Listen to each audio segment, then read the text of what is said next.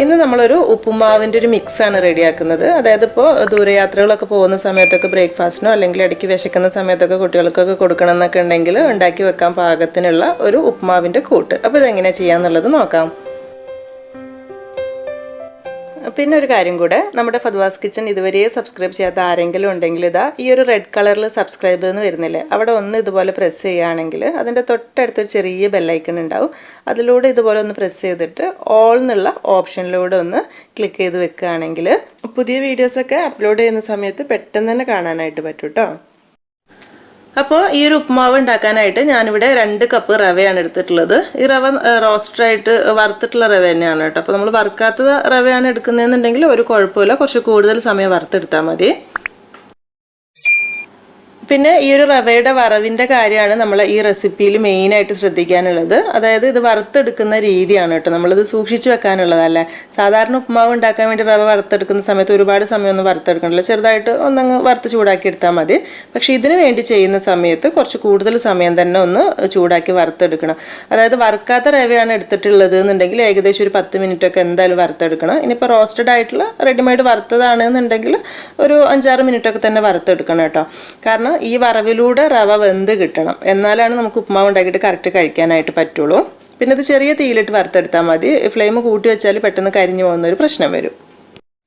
നിങ്ങളിപ്പോൾ എന്തെങ്കിലും ഒരു യാത്രയ്ക്കൊക്കെ വേണ്ടിയിട്ട് ഈ ഒരു ഉപ്പുമാവിൻ്റെ മിക്സ് റെഡിയാക്കുന്നുണ്ട് എന്നുണ്ടെങ്കിൽ ആദ്യം വീട്ടിൽ ജസ്റ്റ് ഒന്ന് ട്രൈ ചെയ്ത് നോക്കണം കേട്ടോ. കുറച്ച് എടുത്തിട്ട് ഞാൻ പറയാൻ കാരണം എന്താണെന്ന് വെച്ചാൽ നമ്മൾ ഒരു തവണ ഉണ്ടാക്കുമ്പോഴേ ഇതിൻ്റെ ഒരു വറവ് നമുക്ക് കറക്റ്റ് മനസ്സിലാക്കാൻ പറ്റുള്ളൂ.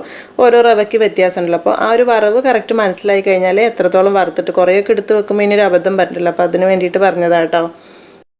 ഇപ്പോൾ ഏകദേശം ഒരു 5-6 മിനിറ്റ് ശരിക്കും വറുത്തെടുത്തിട്ടുണ്ട് ചെറിയ തീയിലിട്ടിട്ട്. അപ്പം ഞാൻ ചെറുതായിട്ട് ഗ്യാസ് ഒന്ന് ഓഫാക്കി വെക്കുകയാണ് ഈ സമയത്ത്, ഒന്നുകൂടെ അങ്ങ് ചൂടാക്കിയിട്ട്. കാരണം നമുക്കിനി ഇതിലേക്കുള്ള കടുക്, കറിവേപ്പില കാര്യങ്ങളൊക്കെ കൂടെ എണ്ണയിലൊന്ന് താളിച്ച് ഇതിലേക്ക് ഒഴിക്കണം.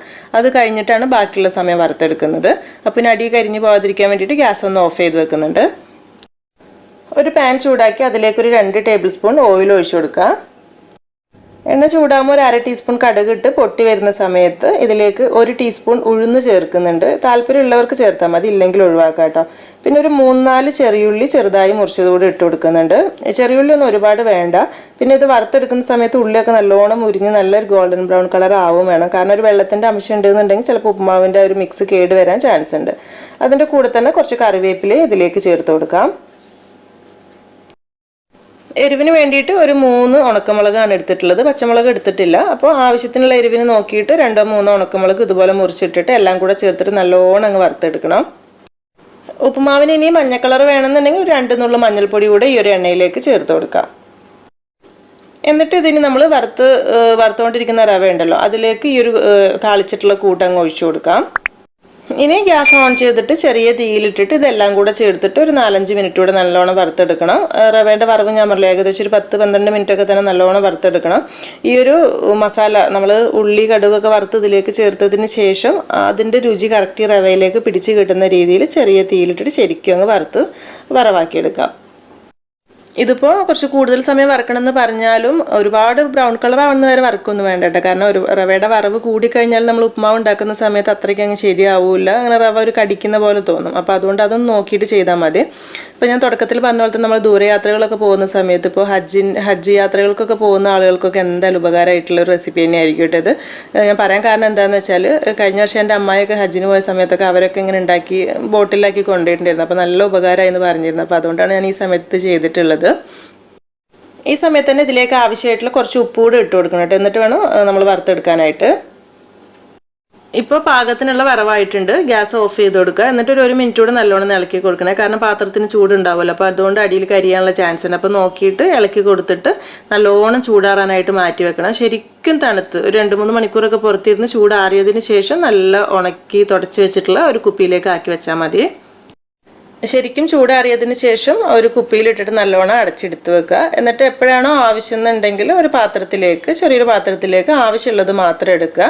എന്നിട്ട് അതിലേക്ക് നമ്മൾ നല്ല തിളച്ച വെള്ളവും കൂടെ ഒഴിച്ചിട്ട് മിക്സ് ചെയ്തെടുക്കുകയാണ് ചെയ്യുന്നത്. അപ്പോൾ ദൂരയാത്രകളൊക്കെ പോകുന്ന സമയത്ത് ഫ്ലാസ്കിലൊക്കെ നല്ല ചൂടുവെള്ളം ഉണ്ടാവുമല്ലോ, തിളച്ചിട്ടുള്ള ചൂടുവെള്ളം, അത് ഒഴിച്ചിട്ടാണ് കേട്ടോ മിക്സ് ചെയ്തെടുക്കേണ്ടത്. അപ്പോൾ വെള്ളത്തിൻ്റെ അളവ് കറക്റ്റ് പറയാനില്ല, ചിലപ്പോൾ നമ്മൾ റവയുടെ വറവിൽ അങ്ങോട്ടോ ഇങ്ങോട്ടോ മാറ്റം വന്നിട്ടുണ്ടെങ്കിൽ വ്യത്യാസം ഉണ്ടാവും.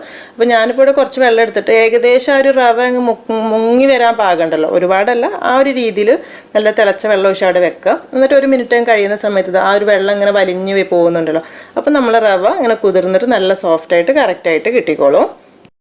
വെള്ളം ആദ്യമേ ഒരുപാട് ഒഴിക്കേണ്ട. ഇനി ഇത്തിരി കുറവുണ്ടെങ്കിലും നമ്മൾ മിക്സ് ചെയ്ത് നോക്കുന്ന സമയത്ത് കുറവാന്ന് തോന്നിയാൽ കുറച്ചുകൂടി വെള്ളം ഒഴിച്ചിട്ട് ഒന്നുകൂടെ അങ്ങ് മിക്സ് ചെയ്ത് അവിടെ വെച്ചാൽ മതി. അപ്പോൾ കറക്റ്റായിട്ട് കിട്ടും. ഇപ്പോൾ ഇത് കണ്ട് ഇങ്ങനെ മിക്സ് ചെയ്തെടുക്കുന്ന സമയത്ത് കറക്റ്റ് ഒരു ഉപ്പുമാവ് പോലെയായിട്ട് കിട്ടിയിട്ടുണ്ട് നമുക്ക്.